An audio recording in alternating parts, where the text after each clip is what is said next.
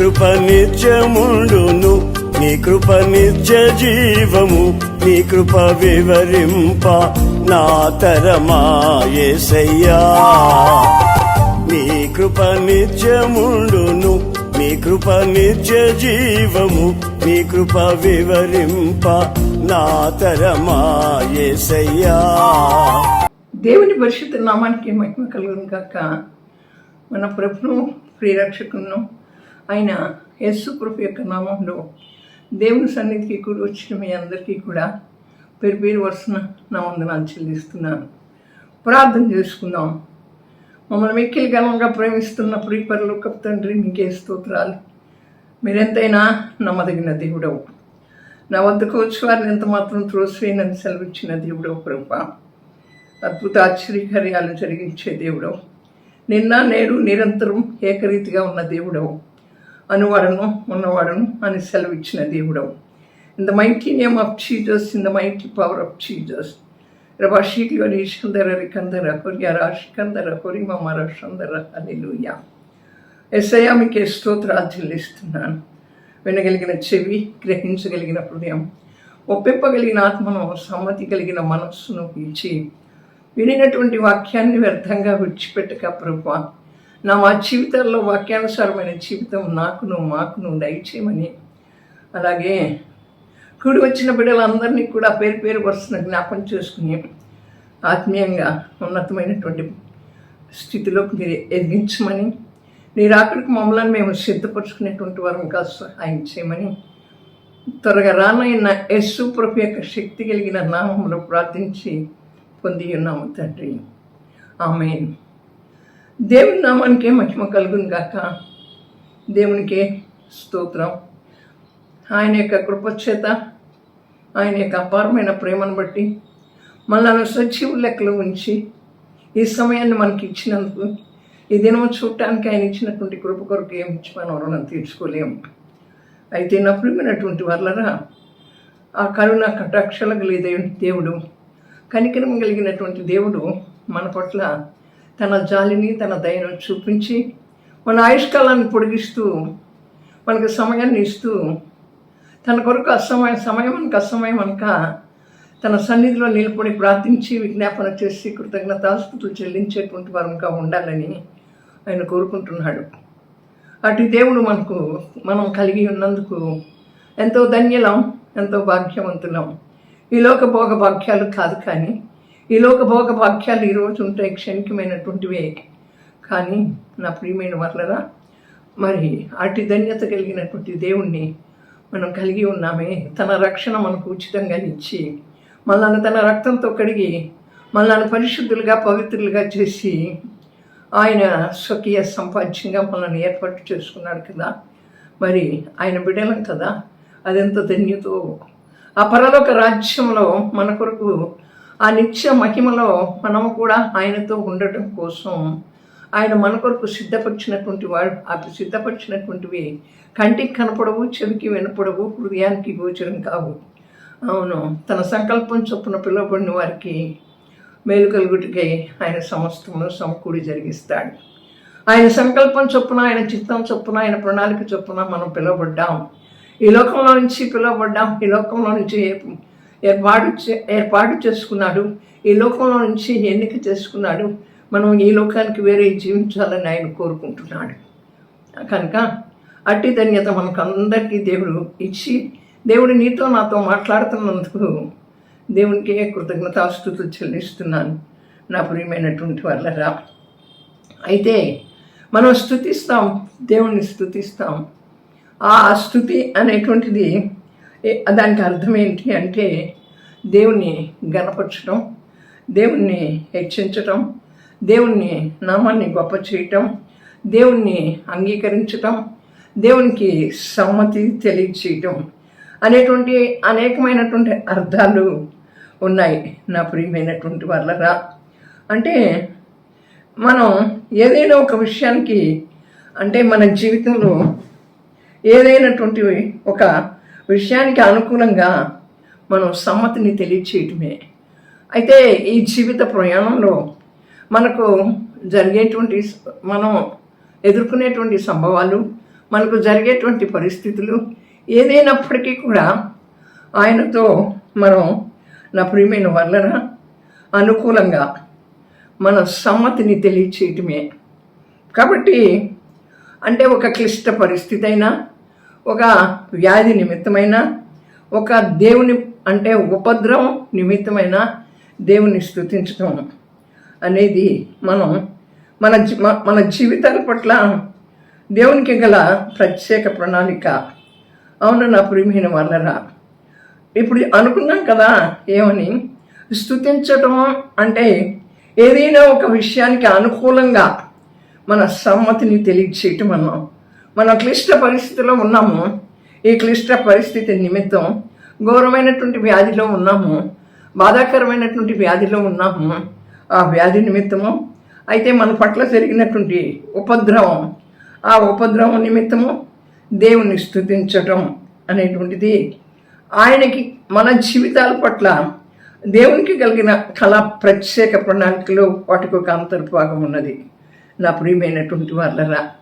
కనుక మనం ఏ పరిస్థితిలోనైనా ఆయన స్తుతించాలి, ఏ పరిస్థితిలోనైనా ఆయన నామాన్ని గొప్ప చేయాలి, ఏ పరిస్థితిలోనైనా మనం గణపరచాలి. కనుక నా ప్రియమైన వాళ్ళరా, మొదటి తెస్సలోనికల పత్రిక 5వ అధ్యాయం 15-18 వచనాల్లో ఎల్లప్పుడూ సంతోషంగా ఉండుడి, ఎడతెగక ప్రార్థించండి, ప్రతి విషయమునందును కృతజ్ఞతాస్తుతులు చెల్లించండి, ఇలాగ చేయడం యేసుక్రీస్తునందు మీ విషయంలో దేవుని చిత్తం.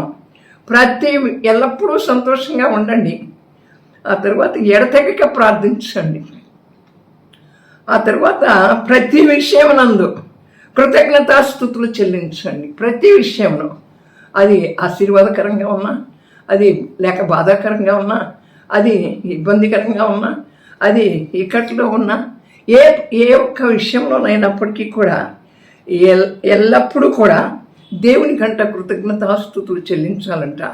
మేలునందు కీడినందు కూడా దేవునికి కృతజ్ఞతాస్తుతులు చెల్లించాలి.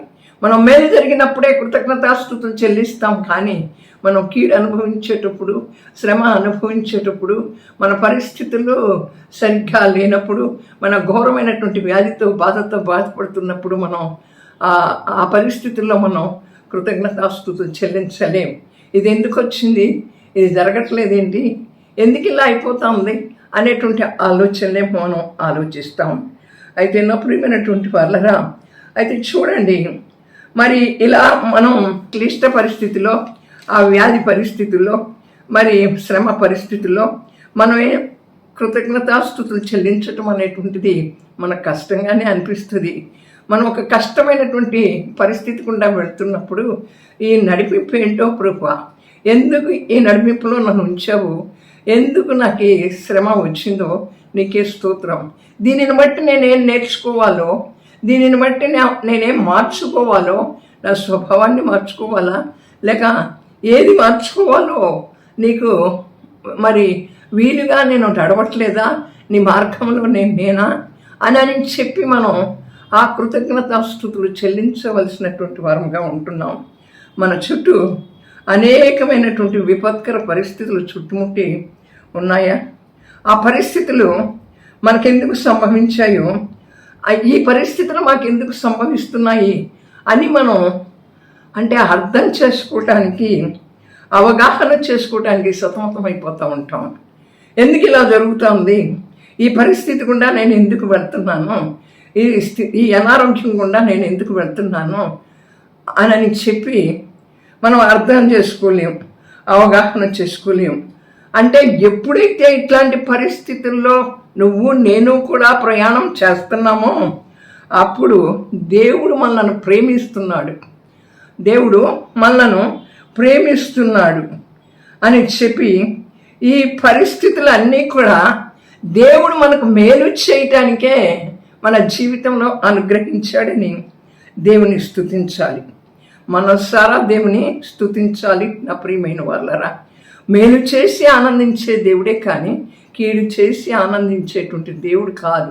In the mighty power of Jesus, in the mighty name of Jesus, ఆయన యొక్క నామం మరి మహోన్నతమైనటువంటి నామం, ఆయన యొక్క శక్తి, మహోన్నతమైనటువంటి శక్తి, ఆ మహోన్నతమైనటువంటి శక్తి గల దేవుడు, ఆ మహోన్నతమైనటువంటి నామాన్ని ధరించుకున్నటువంటి దేవుడు. నా ప్రియమైనటువంటి వాళ్ళరా, మనకు సంభవించినటువంటి మనకు ఎదురవుతున్నటువంటి పరిస్థితుల్లో ఎందుకు ఇలాంటి పరిస్థితుల్లో నేనున్నాను అని చెప్పి అవగాహన మనం చేసుకున్నట్లయితే దేవుడు మనల్ని ప్రేమిస్తున్నాడని అర్థం చేసుకుంటాం. అయితే నా ప్రియమైనటువంటి వాళ్ళరా, మరి ఒక మాట చెప్తాను. మరి దేవుణ్ణి మన జీవితంలో సంభవించే దాన్ని బట్టి దేవుణ్ణి మనస్సారా మరి మనం హృదయమంతటితో దేవుని స్తుతించాలి. మన యొక్క కుటుంబాల్లో అనుకుంటాం, ఈ బిడ్డలు చెప్పిన మాట వింటలేదు, ఈ బిడ్డలను ఎందుకు ఇచ్చావు ప్రభువా, ఈ భర్త నాకు మాట వింటలేదు, నన్ను ప్రేమించట్లేదు, ఇట్లాంటి భర్తను నాకు ఎందుకు ఇచ్చావు ప్రభువా, నా ఆర్థిక పరిస్థితులన్నీ కూడా ఇలా ఉన్నాయి, ఈ పరిస్థితులన్నింటినీ కూడా ఎందుకు చేసావు ఇలాగా ప్రభువా, నేను ఎంత ప్రార్థించినా నాకు ఎటువంటి సమాధానం రాదు, నా పిల్లలు కూడా సమాధాన పక్కన పరిస్థితిలో ఉండట్లా, ఈనాడు యవనస్తుల యొక్క పరిస్థితులన్నీ కూడా భయంకరంగా ఉంటున్నాయి.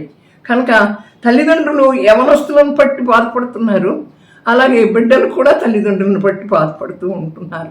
అయితే నా ప్రియమైనటువంటి వాళ్ళరా, ఈ సమాధానకర పరిస్థితులు ఉండట్లా, ఇవన్నీ కూడా ఎందుకు, ఇలాంటివన్నీ కూడా ఎందుకు నా జీవితంలో మరి అనుమతించావు అని గ్రహించట్లా. మనం ఎందుకు అనుమతించాడు, ఈ నడిపింపులో ఎందుకు పెట్టాడు అని మనం గ్రహించుకున్నటువంటి వారమైతే దేవుణ్ణి స్తుతిస్తాం, దేవుణ్ణి మనస్సారా స్తుతిస్తాం నా ప్రియమైనటువంటి వాళ్ళరా. అయితే చూడండి, ఒక పాపంట ఒక అమ్మాయి చాలా ఉన్మాదిగా ఉండేదంట. ఆ ఉన్మాదిగా ఉన్నప్పుడు ఆమె వాళ్ళ యొక్క కుమార్తె నిమిత్తము తల్లిదండ్రులంట చాలా బాగా మరి ప్రార్థన చేసేవారంట. ప్రార్థన చేయటమే కాక అనేకులకు చెప్పి, మా అమ్మాయి ఇలా ఉన్మాదిగా మారింది అంటే మెంటల్ డిప్రెషన్లోకి వెళ్ళింది కనుక ఆమె గురించి ప్రార్థన చేయండి అని చెప్పి అందరినీ అడిగేవారంట. అందరూ ప్రార్థన చేసేవారు, తల్లిదండ్రులు ప్రార్థన చేసేవారు. ఆ బిడ్డ పరిస్థితిలో కొంచెమైనటువంటి మార్పు కూడా రాలేదు. అయితే వారు ఒక దైవ సేవకుడు వారికి చెప్పారంట, మీరు దేవుని స్తుతించండి. ఈ రీతిగా మా పాప మరి నెమ్మది లేని పరిస్థితుల్లో ఉంది, ఉన్మాదిగా మారింది ప్రభువా, నీకే స్తోత్రం. మరి మా పాపని నువ్వే మాకంటే ఎక్కువగా ప్రేమిస్తున్నావు, మాకంటే నువ్వే ఎక్కువగా ఆ బిడ్డ జీవితం ఏంటో ఎరిగి ఉన్నావు, అందుకే అదే నువ్వు జరిపిస్తున్నావు. అంటే మనకంటే ఎక్కువగా దేవుడు మన బిడ్డలను ప్రేమిస్తాడు, మనకంటే ఎక్కువగా దేవుడు మన బిడ్డల యొక్క పరిస్థితులను, జీవితాన్ని, భవిష్యత్తును ఎరిగి ఉన్నటువంటి దేవుడిగా ఉన్నాడు. కనుక అది నమ్మి వారు అన్నారు, ఆమె వ్యాధిని బట్టి మేము నీకు వందనాలు చెల్లిస్తున్నాం అని చెప్పారు. ఆసుపత్రిలో ఉన్నందుకు నీకే స్తోత్రాలు అన్నారు. ఆ డాక్టర్ గారు సరిగ్గా వైద్యం చేయలేనందుకు నీకే స్తుతి అని చెప్పి వందనాలు చెప్పారు. అయితే ఇలా తల్లిదండ్రులు ప్రార్థన చేస్తున్న కొంది నా ప్రియమైన వాళ్ళరా, ఆ బిడ్డలో చాలా మార్పు కలిగిందంట. ఆ చాలా మార్పు కలగటమే కాకుండా ఆ పాపకి తర్వాత వివాహం జరిగింది.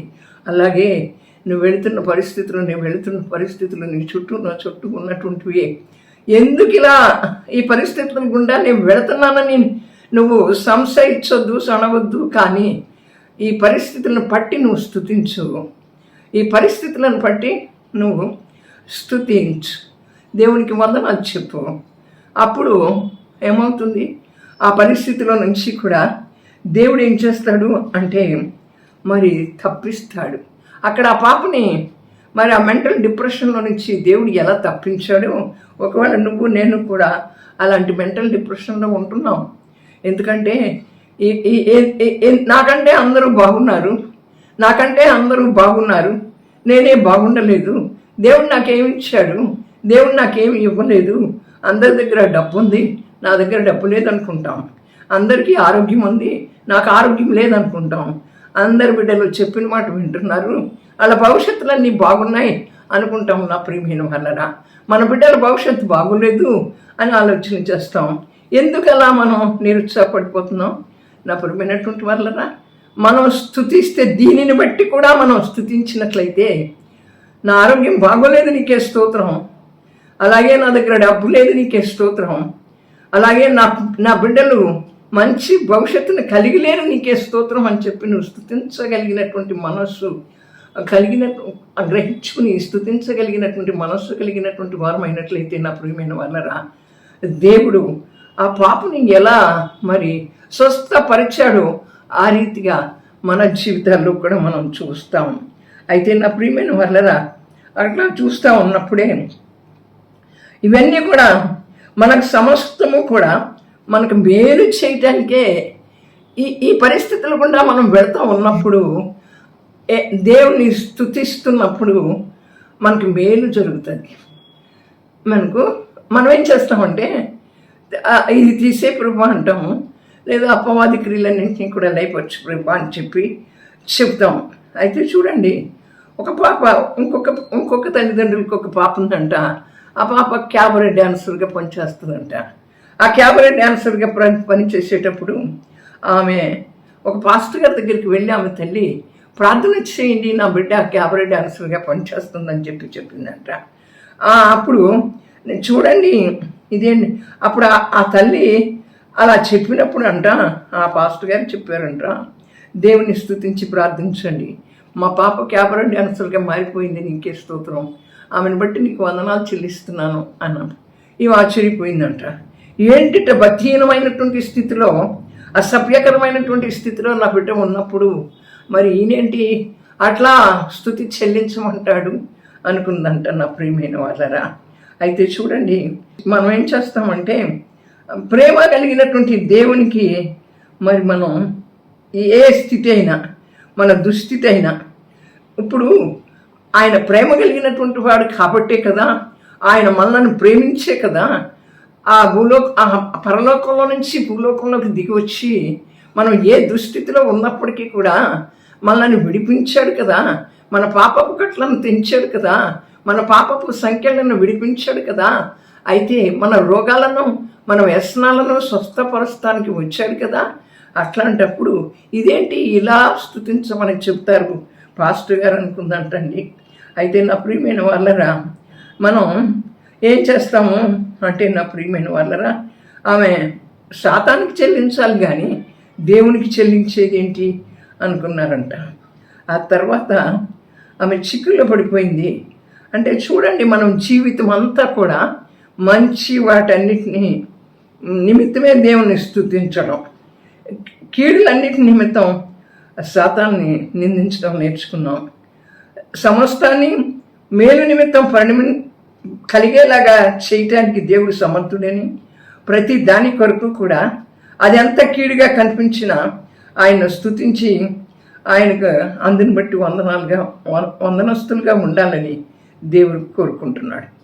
చూడండి, ఆమెను గురించి వారు అట్లా ప్రార్థించినప్పుడు ఆమె క్యాబరే డాన్సర్ నుంచి ఒక రోజు ఆ నైట్ క్లబ్లో క్యాబరే డాన్సర్గా డ్యాన్స్ చేస్తూ ఉన్నప్పుడు ఒక యువకుడు ఆ నైట్ క్లబ్ ముందు నుంచి వెళ్తూ నా ప్రియమైన వాళ్ళ లోపలికి వచ్చి ఆమె దగ్గరకు వచ్చి చెప్పాడంట, నిన్ను యేసు ప్రభు ప్రేమిస్తున్నాడని చెప్పాడంట. అవును నా ప్రియమైన వాళ్ళ, యేసు ప్రభు నిన్ను ప్రేమిస్తున్నాడని చెప్పాడంట. అప్పుడు ఆమె చాలా కన్నీటిని కచ్చి అతను వచ్చి అక్కడ కూర్చున్నప్పుడు, మరి నువ్వు ఎందుకు ఇలా చెప్పావు అని అడిగిందంట. నిత్య జీవం అనే వరాన్ని పొందుకోవటానికి, మరి నిత్య జీవాన్ని నీకు ఇవ్వటానికి యేసు ప్రభు నీకోసం కన్నీరు కారుస్తున్నాడని. అప్పటికప్పుడే ఆ నిత్య జీవం అనేటువంటి వరాన్ని నేను పొందుకోవాలని యేసు ప్రభుకి తన హృదయాన్ని అర్పించి తన హృదయంలోకి యేసు ప్రభుని చేర్చుకుంది నా ప్రియమైన వాళ్ళరా. అందుకనే మేలునందును కీడునందును కృతజ్ఞతాస్తుతులు చెల్లించాలంట. ఇప్పుడు ఆమె యొక్క స్వభావం, ఆమె యొక్క ప్రవర్తన సరిగ్గా లేదు కదా. అందుకని దానిని బట్టి మేము చాలా వందనాలు ప్రభు, మా అమ్మాయి ఇలా ఉంది, నీకు వందనాలు అని చెప్పి వారు ప్రార్థించినప్పుడు ఆమె యొక్క జీవితం మారిపోయింది. అవును నా ప్రియమైనటువంటి వాళ్ళరా, మనం ఒక పరిస్థితిలో సాధించబోయేటువంటి ఫలితాలను బట్టి కాదు, కానీ మనం ఎదుర్కొన్నటువంటి పరిస్థితులను బట్టి మనం దేవుని స్తుతించాలి. మనం ఎదుర్కొంటున్నటువంటి పరిస్థితులు ఏంటి? నువ్వు ఎంత ప్రార్థన చేసినా మన తాగుబోతుగా ఉన్న నా భర్త మారట్లేదు, అది ఒక ఎదుర్కొనేటువంటి పరిస్థితే కదా. ఎంత ప్రార్థన చేసినా నా బిడ్డల్లో మార్పు రావటం లేదు, అది మనం ఎదుర్కొంటున్నటువంటి పరిస్థితే కదా. ఎంత ప్రార్థన చేసినా నా ఆర్థిక అవసరతలు తీరక అప్పులు పాలైపోతున్నాను, అంతేకాకుండా ఎంత ప్రార్థన చేసినా నా అనారోగ్య సమస్యలు ఎక్కువైపోతున్నాయి అని చెప్పి మనం ఏం చేస్తున్నాం? నాకు ఆరోగ్యం ఇవ్వు, నా భర్తను మార్చు, నా పిల్లలను మార్చు, నాకు సమాధానం ఇవ్వు అని ఇలా ప్రార్థన చేస్తున్నాం. కానీ మనం ఎదుర్కొంటున్నటువంటి పరిస్థితులు ఏమున్నాయో వాటిని బట్టి దేవునికి కృతజ్ఞతాస్తుతులు చెల్లించాలి. మనం దేన్ని ఎదుర్కొంటున్నాము? అవును నా ప్రియమైనటువంటి వాళ్ళరా, అట్లా స్తుతించినట్లయితే మనకు దేవుడు ఏమై ఉన్నాడో, మన కొరకు దేవుడు ఏం చేస్తాడు అనేటువంటిది మనకు అర్థమవుతుంది. అందుకనే కీర్తన 37వ కీర్తన 4వ వచనంలో యెహోవాను బట్టి సంతోషించుము, ఆయన నీ హృదయ వాంఛలను తీర్చును. ఎల్లప్పుడూ కూడా దేవుని బట్టి సంతోషించాలి. సంతోషించినట్లయితే ఆయన ఏం చేస్తాడు? మన హృదయ వాంఛలను ఆయన తీర్చేటువంటి వాడుగా ఉంటాడు. అందుకని నా ప్రియమైనటువంటి వాళ్ళరా, మరి ఏ పరిస్థితుల్లోనైనప్పటికీ కూడా మనం ఏం చేయాలి? కృతజ్ఞతాస్తుతులు చెల్లించాలి. నా భర్త తాగుతున్నాడు, నీకే స్తోత్రం ప్రభువా. నాకు అనారోగ్యం వచ్చింది, నీకే స్తోత్రం ప్రభువా. నా బిడ్డలకు వివాహం కాలేదు, నీకే స్తోత్రం ప్రభువా. అలాగే నా బిడ్డలు యవనస్తులు మరి మంచి మార్గములు లేరు ప్రభువా, నీకే స్తోత్రం. తప్పిపోయే మార్గంలో ఉన్నారు, నీకే స్తుతి ప్రభువా. అలాగే వారి భవిష్యత్తులు సరిగ్గా లేవు, నీకే స్తోత్రం ప్రభువా. ఆత్మీయంగా మేము ఉన్నతమైనటువంటి స్థితిలో లేము, ఆత్మీయంగా మేము ఎదిగేటువంటి స్థితిలో లేము, నీకే స్తోత్రం ప్రభువా అని మనం స్తుతులు చెల్లించాలి. మనం 2వ దినవృత్తాంతాలు 20వ అధ్యాయంలో చూసినప్పుడు అక్కడ మనకు ఒక రాజుగారు కనపడతారు. ఆ రాజుగారు యెహోషాపాతు రాజుగారు. ఆ యెహోషాపాతు రాజుగారు ఆ రాజ్యం మీదకి ఎవరు శత్రువులు దండెత్తి వస్తున్నారు నా ప్రియమైనటువంటి వాళ్ళరా. అయితే ఆ యెహోషాపాతు రాజు మీదకి మోయాబీలు, అమ్మోనీలు, మేయోనీలు కొందరు దండెత్తి యెహోషాపాతు మీదకి వచ్చినప్పుడు ఇక్కడ చూడండి, అవతల నుంచి ఒక కబురు వచ్చింది, ఒక గొప్ప సైన్యం ఒకటి నీ మీదకి వస్తూ ఉన్నదని యెహోషాపాతు రాజుకి కబురు వచ్చింది. అప్పుడు ఆయన ఏం చేశాడు? యెహోషాపాతు రాజు అలాగా అందరూ చుట్టుముట్టి ఉండటం కనుగొన్నాడు. అయితే ఏమనుకున్నాడు? తన శక్తితో, స్వశక్తితో ఎదుర్కొనలేనని గ్రహించి యెహోషాపాతు రాజు దేవునికి ఎలుగెత్తి మొరపెట్టడం ప్రారంభించాడు. 20వ అధ్యాయము 12వ వచనంలో, మా దేవ నీవు వారికి తీర్పు తీర్చువా? మా మీదకు వచ్చి ఈ గొప్ప సైన్యంతో యుద్ధం చేయుటకు మాకు శక్తి చాలదు, ఏమి చేయుటకు మాకు తోచదు, నీవే మాకు దిక్కు అని ప్రార్థించాడు నా ప్రియమైన వాళ్ళరా. ఇక్కడ మనం స్తుతించేటువంటి కార్యంలో ఇప్పుడు చూడండి, యెహోషాపాతు రాజు ఏమన్నాడు? వస్తున్నటువంటి శత్రువులకి నువ్వు తీర్పు తీర్చాలి, మా మీదకు వచ్చేటువంటి గొప్ప సైన్యంతో యుద్ధం చేయటానికి మాకు శక్తి చాలదు, ఏమి చేయటానికి మాకు తోచట్లేదు, కాబట్టి నువ్వే మా దిక్కు అన్నాడు. చూడండి, అక్కడ మనం భయపెట్టే పరిస్థితుల మీద నుండి మన దృష్టి మరల్చుకోవాలి. మనల్ని అనేకం భయపెడతాయి పరిస్థితులు. అక్కడ యెహోషాపాతు రాజుని ఆ శత్రు రాజులందరూ మరి తన మీదకి దండెత్తి వస్తున్నారనేటువంటి పరిస్థితులు ఎలా భయపెట్టినాయో అలాగే మన మీద కూడా అలాంటి పరిస్థితులు వస్తూ ఉంటాయి నా ప్రియమైన వాళ్ళరా. చూడండి, మన నిస్సహాయ స్థితిని మనం గమనించుకోవాలి. మనమేమీ చేయలేము, మన సొంత శక్తితో చేయలేం, సొంత జ్ఞానంతో చేయలేం, సొంత తెలివితో చేయలేం. ఇది కాదు అది కాదు ఇది అనే ఆలోచన చేస్తాం, కానీ మనం ఏమీ కూడా చేయలేం నా ప్రియమైనటువంటి వాళ్ళరా. అందుకోసమనే ఏం చేశాడు యెహోషాపాతు రాజు? దేవుని వైపు తిరిగాడు. అక్కడ ఏమని చెప్పాడు? ఈ సైన్యంతో యుద్ధం చేయటానికి మాకు శక్తి చాలదు కనుక నీవే మా దిక్కు అని చెప్పాడు.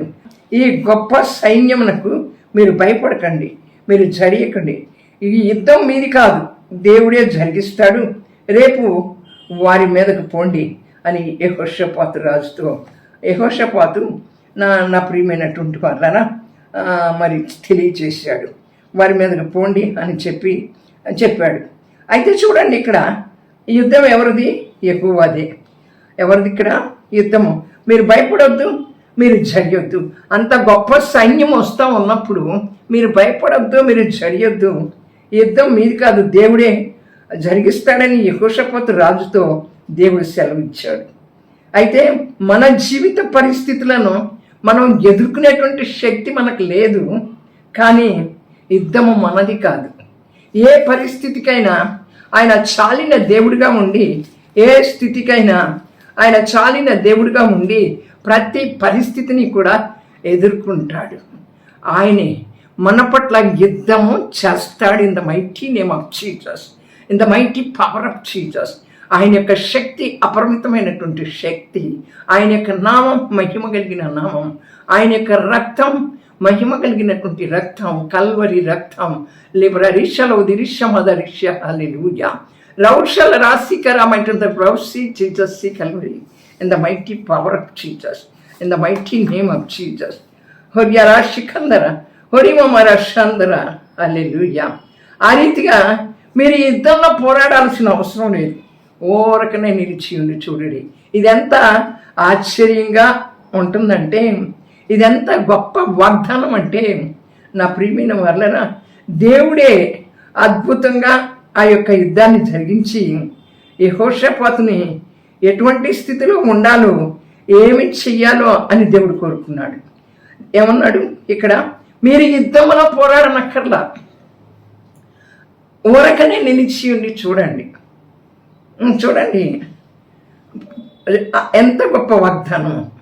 ఆ యెహోషాపాతు 2వ దినవృత్తాంతాలు 20వ అధ్యాయము 21వ వచనంలో, మరియు అతడు జనులను హెచ్చరిక చేసిన తర్వాత యెహోవాను స్తుతించుటకు గాయకులను ఏర్పరిచి వారి పరిశుద్ధ అలంకారములు ధరించి సైన్యము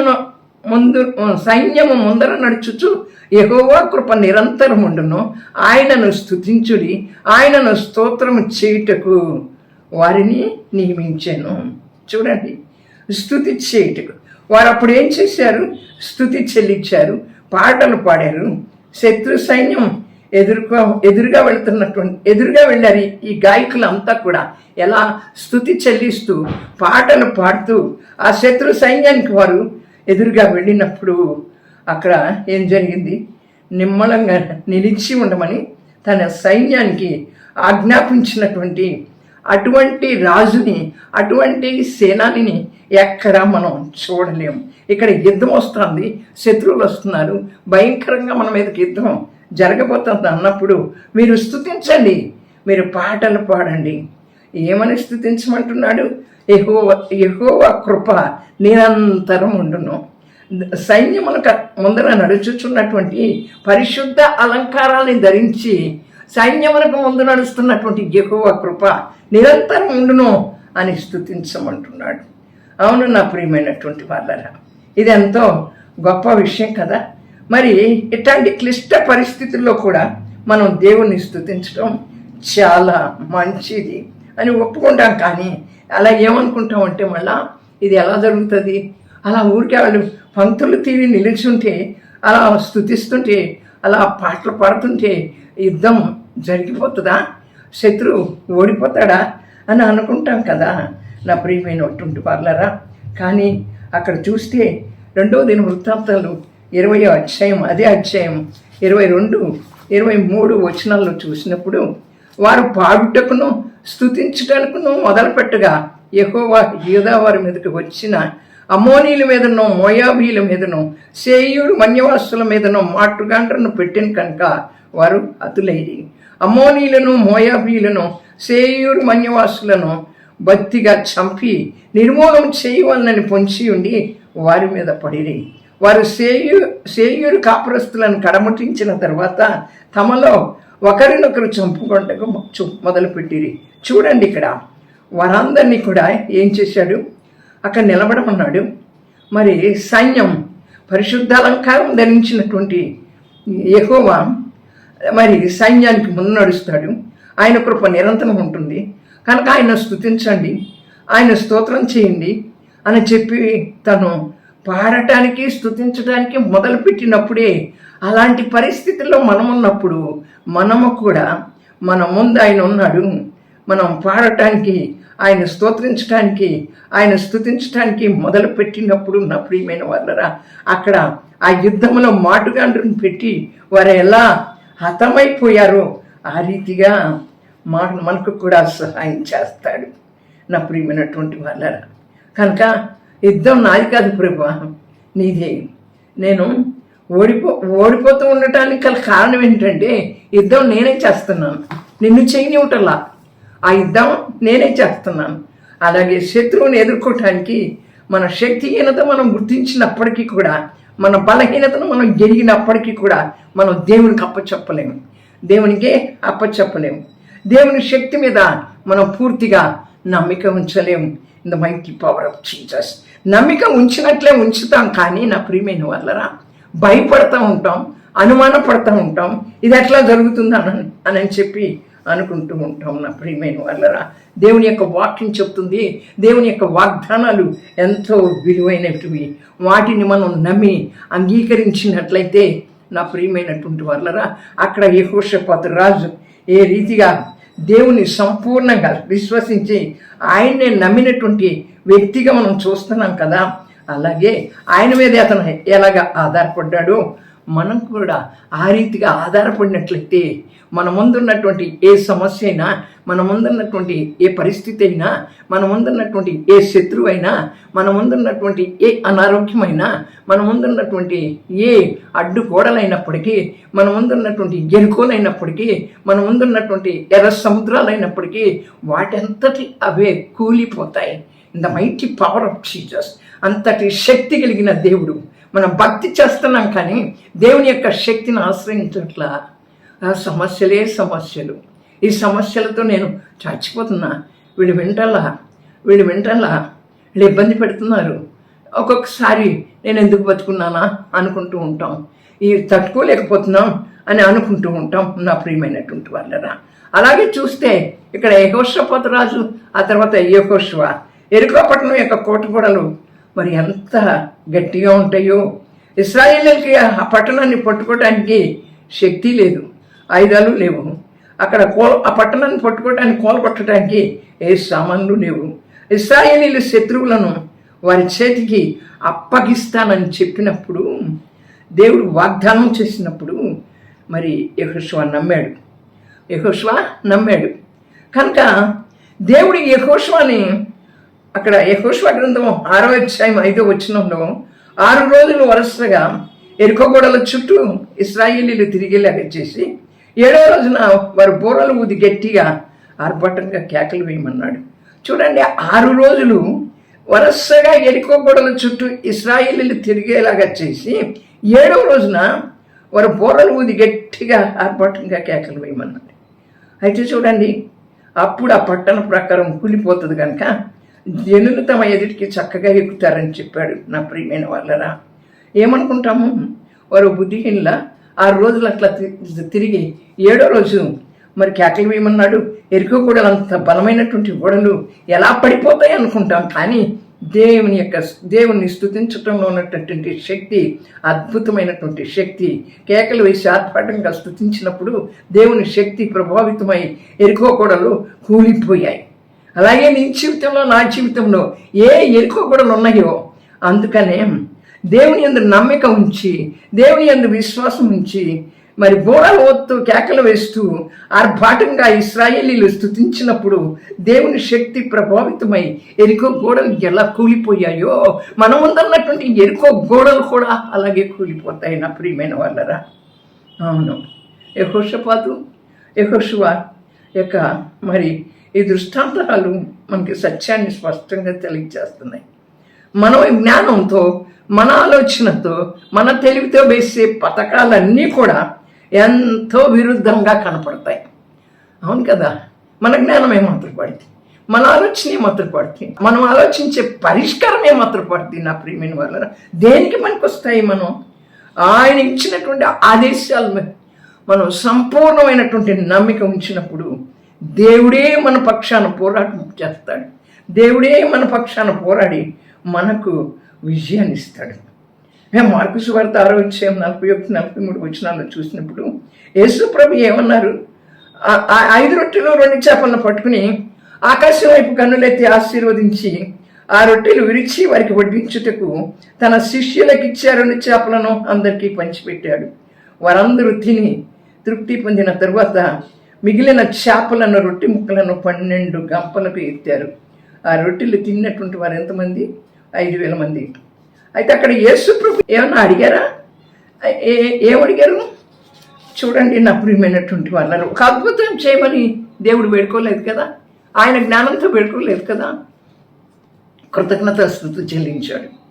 ఆకాశం వైపు చూపించి దేవునికి ఆ రొట్టెలను ఎత్తుకొని కృతజ్ఞతాస్తుతులు చెల్లించి వారికి వడ్డించినప్పుడు ఆ స్తుతి చెల్లించి కన్నులెత్తి ఆశీర్వదించి వారికి వడ్డించినప్పుడు నా ప్రియమైన వాళ్ళరా అన్ని 12 రొట్టె ముక్కలు చేపలు తినగా, వారు తృప్తిగా తినగా మరి 12 గంపలు ఎత్తారు.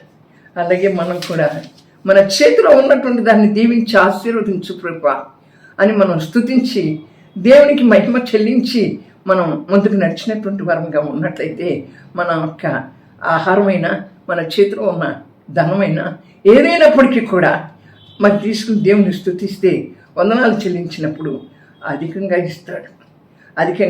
ఇస్తాడు. నా ప్రియమైనటువంటి వాళ్ళ కనుక మనం దేవుణ్ణి స్తుతించాలి. స్థుతిలో ఉన్నటువంటి శక్తి ఎంతో గొప్పదు. అవును, మనం ఏ పరిస్థితిలోనైనా, ఈ పరిస్థితి గుండా వెళ్తున్నాను నేను, నీకే స్తోత్రం, నీకే వందనాలు. ఈ స్థితి గుండా వెళ్తున్నాను, నీకే స్తోత్రాలు. నా ఆరోగ్యం బాగోలేదు, నీకే స్తోత్రం ప్రభువా. నా ఆర్థిక పరిస్థితులు బాగోలేదు, నీకే స్తోత్రం ప్రభువా. నా బిడ్డల భవిష్యత్తు బాగోలేదు, నీకే స్తోత్రం ప్రభువా. వారు చెప్పిన మాట వింటలేదు, నీకే స్తోత్రం ప్రభువా. వారు వారి పని చేసుకోవట్లేదు, నీకే స్తుతి ప్రభువా. వారికి నిలకడగలిగినటువంటి మనస్సు లేదు, నీ అందు ధ్యాస లేదు, నీకే స్తుతి ప్రభువా అని మనం స్తుతించటం ప్రారంభించినట్లయితే దేవుడు చేయగలిగి. అక్కడ చూశారు కదా, ఆ పాపకి మరి డిప్రెషన్ వచ్చినప్పుడు వారు స్తుతించారు, ఆ డిప్రెషన్లో నుంచి విడిపించాడు దేవుడు.